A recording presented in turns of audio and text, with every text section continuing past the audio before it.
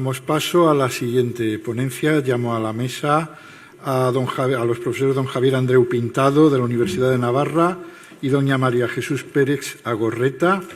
que nos van a hablar de termalismo antiguo curativo en Lusitania romana, balance historiográfico y actualización.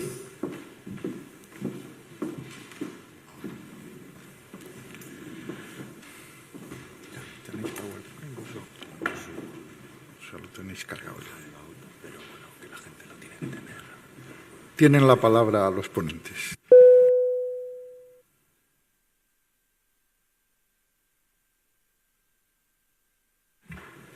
Buenos días a todos. Muchas gracias a los organizadores de este coloquio, interesantísimo coloquio, y al Museo Arqueológico Nacional por acogernos en sus muros, que verdaderamente no podría haber un sitio mejor para la celebración de esta edición. La comunicación que traemos se debe que los estudios sobre el uso terapéutico del agua en Hispania romana y los cultos asociados a él partieron en gran medida del congreso celebrado en Arnedillo, en La Rioja, en 1996, hace ahora 20 años. Es verdad que, por ejemplo, en las Galias ya nos llevaban una cierta ventaja. El profesor Chevalier organizó a finales de los 80 un coloquio en Aix-les-Bains sobre les eaux minéraux-médicinales et le culte des eaux en Gaule et dans les provinces voisines. A él le siguió una mesa redonda en la Casa de Velázquez, organizada también por la UNED y la Casa de Velázquez, que se publicó, se realizó en el año 91 y en el 92 salió publicada en la revista Espacio, Tiempo y Forma, en la serie 2, el volumen 5. A continuación vino este congreso de Arnedillo en el 96, salió publicado en el 97 y es verdad que sí, que luego ya se ha ido estudiando esta fórmula diferente de ver la utilización del agua por parte de los romanos. Así pues, con objeto de contar con un estudio multidisciplinar que abarque los aspectos geomorfológicos y las evidencias epigráficas, numismáticas o constructivas, constituimos en la UNED el grupo de investigación al que denominamos Ubiaque y Visalus. Su objetivo es, además, el estudio de los parámetros geográficos, cronológicos y sociales derivados de este fenómeno. Fruto de este trabajo ha sido la elaboración de un catálogo que consta de casi 160 fichas que incluyen evidencias tanto de uso terapéutico de las aguas termales naturales como de los cultos a las divinidades de la salud o de las aguas y las ofrendas realizadas a los manantiales en forma de monedas o exvotos. Hemos dejado fuera de esta relación aquellos lugares de los que no tenemos documentos fehacientes que atestiguen su utilización. No obstante, es evidente que las urgencias de aguas termales y las no calientes, pero con propiedades curativas, eran conocidas y utilizadas por los habitantes de la península ibérica y del resto del mundo, aunque no haya llegado ninguna evidencia material desde, lógicamente, desde la prehistoria hasta nuestros días, aunque esta utilización en casos que era solamente de ingestión, evidentemente, como mucho podría quedar algún fragmento de algún vasito, pero nada más. Al catálogo, en el que se incluyen mapas de localización, lógicamente, le acompañan una serie de artículos realizados por especialistas en geología, en las manifestaciones rituales a las aguas en las zonas de cultura ibérica e indoeuropea, en epigrafía, en numismática, en la arquitectura específica del balneario terapéutico, porque, lógicamente, el balneario está allí donde está la surgencia y, además, depende también su estructura de las características de las aguas. Si están muy calientes, incluso hay que enfriarlas y no hay que transportarlas. Por lo tanto, no responden a la estructura de las termas que conocemos también, en las ciudades públicas o privadas, en las vilas, incluso en las mansiones. El termalismo terapéutico, que los romanos no tienen un nombre específico para ello, aunque nosotros le llamamos balneario, necesita un estudio diferenciado. Y también, como no, hacemos un estudio de hacemos referencia a los autores clásicos que trataron del uso del agua como tratamiento para la curación o mejora de ciertas dolencias. El trabajo que se encuentra ya muy avanzado. Es verdad que queríamos que, esperamos que salga, con toda seguridad a lo largo del próximo año. Es verdad que se ha retrasado más de lo que quisiéramos por diversos motivos, uno de los cuales, pues sí que quiero mencionar aquí, que fue la repentina e inesperada desaparición de la profesora Elena Frade, que desde el principio colaboró en este trabajo y a la que se lo vamos a dedicar. Por lo tanto, pues esperemos que vea la luz ya en breves fechas, y una muestra de ello, de este trabajo, es la comunicación que presentamos a esta 9ª mesa redonda. Y cedo la palabra al profesor Andreu. Gracias. Bien, muy buenos días a todos. Me uno al agradecimiento que la profesora Pérez ha hecho a la organización de la Mesa Redonda y también al Museo Arqueológico Nacional por esta excelente acogida. Bueno, el objetivo de esta segunda parte de la intervención, al hilo de la presentación del proyecto que ha hecho la profesora Pérez, es tratar de hacer un pequeño balance centrado en apenas 3 elementos, porque no hay tiempo para más, de el termalismo antiguo curativo en Lusitania, atendiendo a los aspectos historiográficos, a los aspectos metodológicos y también a una muy somera caracterización, partiendo, yo creo, de un eje que está muy claro y que en la mesa redonda de Toulouse, que ya abordamos esta cuestión, quedó evidente, y es que Lusitania también en esta cuestión, como en tantas otras, tiene un cierto carácter paradigmático. Al final es un territorio reducido que permite contrastar las conclusiones que sobre este fenómeno se atestiguan también en otras áreas peninsulares, excepción hecha de la Bética, que sabemos que en la cuestión del termalismo tiene un comportamiento acaso algo peculiar, al menos en su dimensión epigráfica. Bien, es evidente que el asunto que nos ocupa es un asunto clásico, que se ha atendido a él desde distintos puntos de vista, pero que, como la profesora Pérez ha dicho, estaba y sigue necesitado de una actualización, preparando el material que se les ha entregado y que se está proyectando, y también en estos años previos de trabajo en el Atlas, pensábamos en que, dado que Lusitania hace tiempo tiene un utilísimo Atlas de antroponimia, que tenga una buena presencia también en ese Atlas de termalismo antiguo en el que estamos trabajando. Es necesaria esa actualización porque han surgido nuevos datos y nuevos testimonios, porque la bibliografía en general ha estado siempre sobre esta cuestión bastante dispersa, porque también la desaparición de la profesora Frade hizo que algunos de los materiales con los que ella trabajaba quedaran sin comprobación, y falta, tanto para Lusitania como para toda la península, un inventario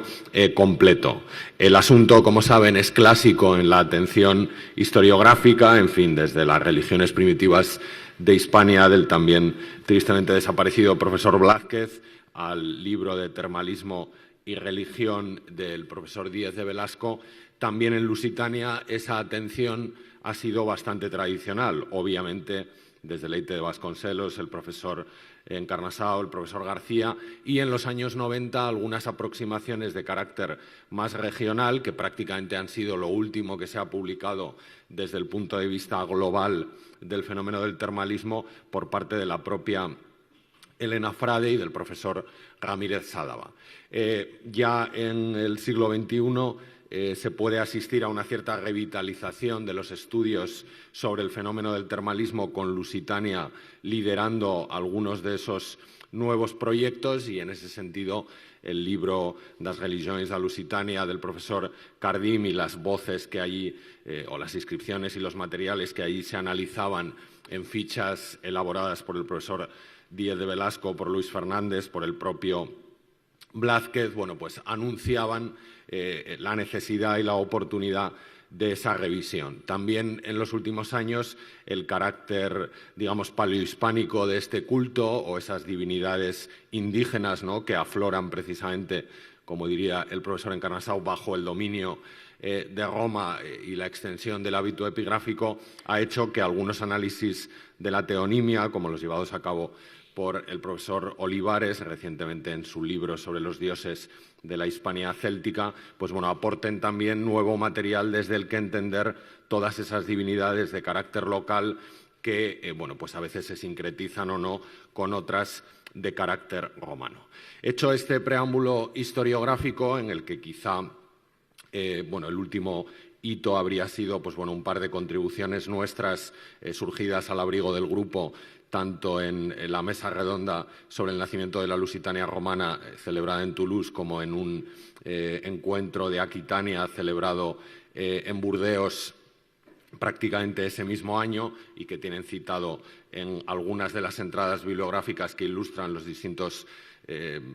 espacios del handout que se les ha entregado, habría que hacer una cierta referencia a cómo hemos trabajado o cuál es la metodología de este proyecto del Atlas de Termalismo Antiguo y, en concreto, cómo se aplica eso. Un primer fruto sería este dossier en el territorio lusitano. Bueno, pues esto se resuelve con todo lo dicho anteriormente, como se figurarán de una manera muy clara, ¿no? En relación con la elaboración del Atlas de Termalismo Antiguo, nuestra metodología ha sido absolutamente abarcante. Es decir, hemos querido, y eso se ve muy bien en el repertorio epigráfico, incluir, escrutar todas las referencias, incluso aquellas que hagan alusión a la sacralización del agua, quizá sin que esté clara la relación de esa sacralización con un uso terapéutico o curativo de las aguas, que pueden ser dos caminos que a veces puedan converger. Si toman un tiempo en analizar el dossier, verán que hay algunos casos donde eso se percibe, esa convergencia, y otros donde no se percibe ahora y probablemente porque no hay evidencias de los contextos de aparición de los documentos epigráficos tampoco se percibirá nunca. Y, bueno, eso nos ha llevado a ser especialmente generosos en la recogida de información, partiendo de la base de que lo que pretendemos hacer es una apuesta en común que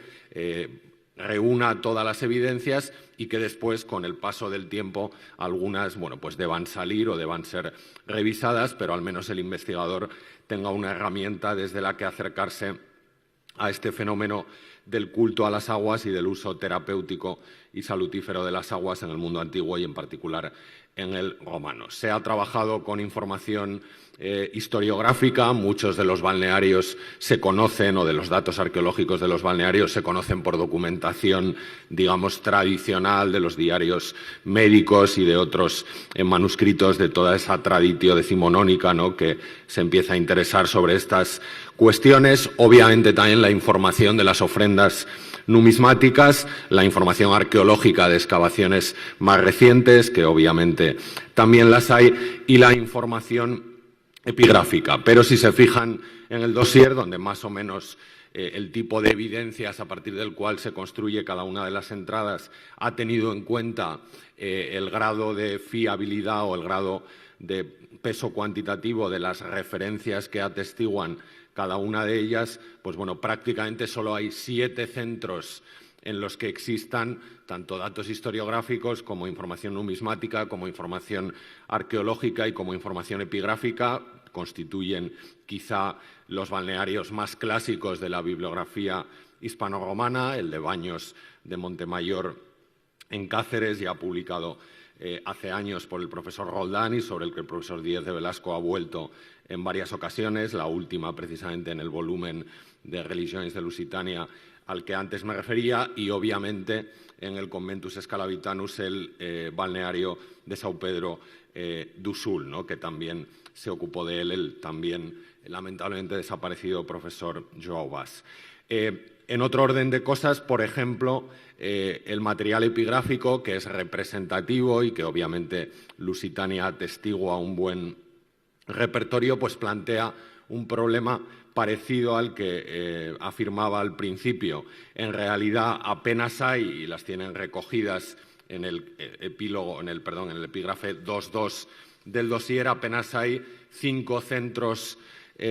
balneares en los que las inscripciones puedan decididamente ponerse en relación con fuentes, con propiedades mineromedicinales o con aguas dotadas de unas propiedades que fueran utilizadas o valoradas en época romana. Sin embargo, hay hasta 15, las tienen recogidas en el apartado 2.4, 15 referencias de evidencias de culto a las aguas que en algunos casos sí que quienes las han publicado o quienes han vuelto sobre ellas las han puesto en relación con una fuente concreta, y otras en las que muy probablemente, bueno, pues esa asociación, como decía al principio, va a ser imposible de realizar. En esta última parte de la intervención, hecha la referencia metodológica, vamos a abordar algunos aspectos que nos parece que resultan representativos en el análisis del fenómeno del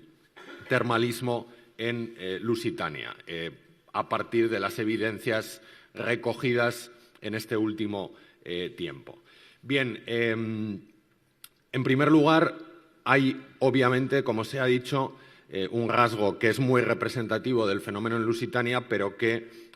Lusitania comparte también con el resto de la península, y es el problema epistemológico. Hay un nutrido grupo de testimonios de culto a las aguas que no implican con seguridad un culto a las propiedades curativas de las aguas. Como dije antes, hay, por ejemplo, algunos datos, números 14, 15 o 16 del dossier, que posiblemente pudieran tener relación, los testimonios de que disponemos, con una sacralización del agua con propiedades en época romana, pero hay otras, números 18, 19 o 20, que son bastante inciertas y que, como antes dije, es posible que no podamos explícitamente ponerlas en relación con el testimonio o con el tema que estamos estudiando. El objetivo, en cualquier caso, del Atlas será poner esas evidencias a disposición de los investigadores como punto de partida para estimular, pues, bueno, la crítica posterior de ese material. En segundo lugar, es evidente que Lusitania se nos presenta desde el punto de vista del mapa del termalismo antiguo curativo en Hispania como un territorio, como antes dijimos, prácticamente paradigmático, como lo es, también se dijo, en muchas otras cuestiones que se están tratando en esta mesa redonda o que se han tratado en las precedentes. Especialmente representativa es la posición de Lusitania. Si se fijan en el epígrafe 1 de su dossier, Lusitania está en una zona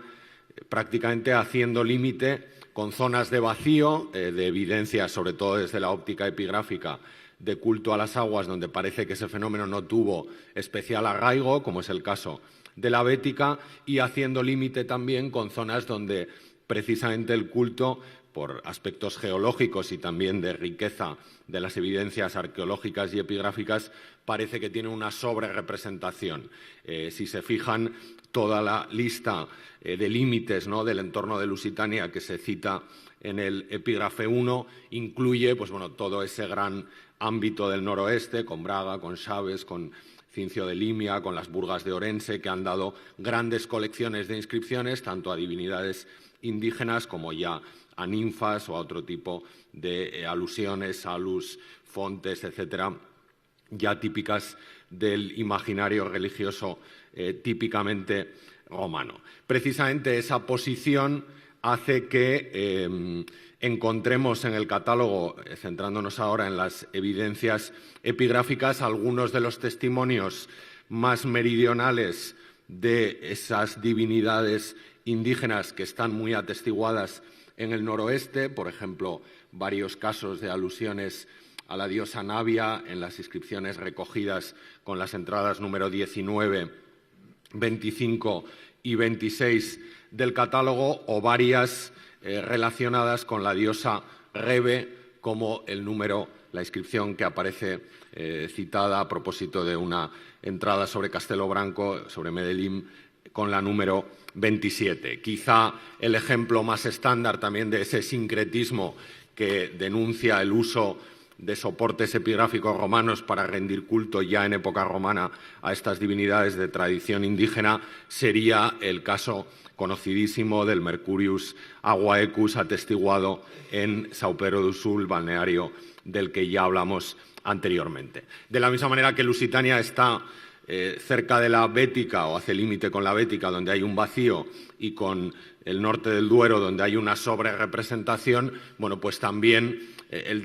hay una zona de puente que estudió precisamente el profesor Ramírez Sádava, que sería el área de la Beturia, donde sí que hay también, y están listadas en el epígrafe 1, en el primer apartado del dossier, donde, con la inscripción también de Alange, que habría que incluir ahí, bueno, pues hay una cierta transición entre el vacío que se atestigua en la Bética y el que se ve, o ese carácter más evidente del culto que se atestigua en la Beturia. En segundo lugar, también Lusitania ofrece un abanico muy claro de los tipos, digamos, de sacralizaciones o de las fórmulas de sacralización de las aguas. Tenemos evidencias de sacralización del agua de los ríos, la número 3, ya estudiada por el profesor Blázquez, alusiva a las aquaeleteses del río Yeltes, la número 14, una dedicatoria a Salus que se pone en relación con el río Huecas. Hay también evidencias, y algunas especialmente pues recientes o de los últimos años, de sacralizaciones de las fuentes, de las surgencias seguramente de aguas de manantial sin ningún tipo de propiedad curativa, pero que entran dentro de esa dimensión del culto a las aguas, como la número 15 de la fuente de la Higuera, o quizá también esa alusión publicada precisamente por el profesor Joao Vaz en ficheiro epigráfico, que tienen recogida con el número 24 del dossier y que habla o que celebra el exhorti fonte en la lectura que planteó el profesor Vaz en una publicación del año 90, en una inscripción procedente de Repeses en Viseu. Obviamente hay también casos, y hay uno paradigmático que casi ofrece un paradigma desde el que analizar el perfil social de los cultores de este tipo de surgencias o de este tipo de establecimientos. Hay casos muy paradigmáticos en los que las aguas han sido inequívocamente objeto de culto por sus propiedades hipertermales, caso, por ejemplo, del balneario de São Pedro do Sul, listado con el número 6, o del balneario de Baños de Montemayor, en este caso por sus propiedades mineromedicinales, inventariado con el número 1 en el catálogo. Y, obviamente, también el catálogo de alusiones a teónimos en Lusitania abarca todo el campo de posibilidades que ofrece la epigrafía peninsular. No solo tenemos esas Naviae o Rebe que aparecían más atestiguadas en el noroeste, sino que hay casos singulares como las Remetibus Augustis, ¿no?, que están honradas en una inscripción que aparece recogida con el número 23, y toda la serie que ya fue objeto de atención en nuestra contribución a la Mesa Redonda de Lusitania en Toulouse, Afons, Fontana, Salus, Nymphae, con el caso precioso, ¿no?, de las Nymphae caperenses, que es un caso bastante representativo en el catálogo peninsular. En el Atlas, tanto para las inscripciones lusitanas como para el resto de la península, cada una de ellas será editada con una revisión de la traditio previa más o menos exhaustiva, pero tratando también de profundizar en algo que el profesor Díez Velazco hizo en su día y que es bueno volver a revisar, en el caso de Lusitania, además con una herramienta de apoyo extraordinario que es el Atlas antroponímico, y es hacer un estudio onomástico de cada uno de los cultores para ver cuál es el perfil social y, si es posible, con las limitaciones obvias, ¿no?, de este estudio onomástico, ver también la procedencia de esos cultores, ¿no? En principio parece que la mayor parte de los devotos de los establecimientos vinculados al culto a las aguas son locales. Los nómina que portan están muy atestiguados en las ciudades vecinas a esos centros de salud, pero también hay algunos casos, por ejemplo, en el balneario de Baños de Montemayor, también en el de São Pedro do Sul y en las Fontes Salgadas de Batalla, en Leiría, donde se puede intuir la presencia de individuos venidos de distintos conventos ajenos al convento jurídico donde se ubica el balneario, que indican, bueno, pues que probablemente en algunas ocasiones, y esto lo estudiaron la profesora Alicia Ruiz y el profesor Iglesias en un volumen que todos conocemos, ¿no?, sobre los viajes y los movimientos de población, bueno, pues probablemente estos centros, como es sabido, estimularon o desempeñaron un cierto efecto llamada a población no necesariamente cercana, y ese es un fenómeno al que también en la versión final del Atlas de termalismo antiguo peninsular atenderemos a propósito de la única dimensión desde la que nos podemos aproximar a él, que es obviamente la epigráfica y, en este caso, la onomástica. Habría, obviamente, pues muchos más asuntos sobre los que se podría hablar, tanto a propósito de Lusitania como a propósito del fenómeno en general en Hispania, los tipos de soportes, el formulario, los beneficiarios de esas dedicaciones, porque se atestigua que en muchas ocasiones quien practica el culto no es el interesado en la sanación, sino que hay un beneficiario pro salute, ¿no?, al que se dedica ese documento epigráfico, pero obviamente por cuestiones de tiempo no podemos detenernos ahora en ellas, y en este caso sí que podemos decir que estas cuestiones continuarán en el Atlas de Termalismo Antiguo. Muchas gracias.